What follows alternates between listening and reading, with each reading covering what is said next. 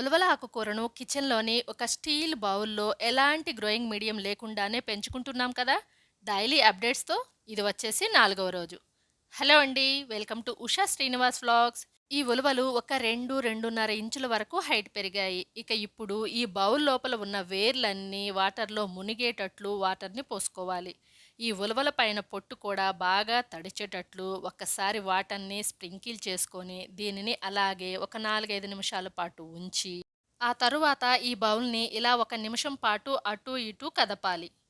ఇక నెక్స్ట్ ఈ బౌల్లోని ఉలవలు ఏమాత్రం చెదిరిపోకుండా ఇందులోని వాటర్ మొత్తాన్ని వంచేసుకోవాలి. ఇక ఈ రోజు నుంచి దీన్ని ఉదయం లేదంటే సాయంత్రం పూట వచ్చే ఏటవాలు ఎండలో 1 గంట నుంచి 2 గంటల పాటు పెట్టుకోవాలి.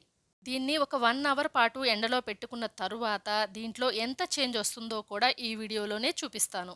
ఈలోపు మీకు ఒక మంచి మొక్కను చూపిస్తాను రండి. ఇదేం మొక్కో గుర్తుపట్టారా? రణపాల మొక్క. ఇది చూడ్డానికి కూడా చాలా అందంగా ఉంటుంది. కొత్త మొక్కల్ని ప్రాపగేట్ చేసుకోవడం కూడా చాలా ఈజీ.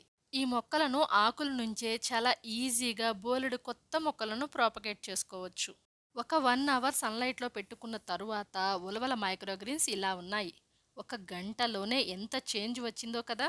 వీటికి ఎండ తగలడం స్టార్ట్ అవ్వగానే అప్పటి వరకు లైట్ ఎల్లో కలర్లో ఉన్నవి గ్రీన్ కలర్లోనికి మారడం స్టార్ట్ అవుతాయి. అప్పుడే ఈ సీడ్ పాడ్స్ నుంచి లీవ్స్ రావటం కూడా స్టార్ట్ అయ్యాయి. సన్లైట్లో పెట్టుకోవడం వల్ల ఇవి కొంచెం డ్రై అయ్యాయి కాబట్టి మరలా వాటర్ని స్ప్రింకిల్ చేసుకొని ఎక్స్ట్రా వాటర్ ఏమన్నా ఉంటే పూర్తిగా వంచేసుకోవాలి.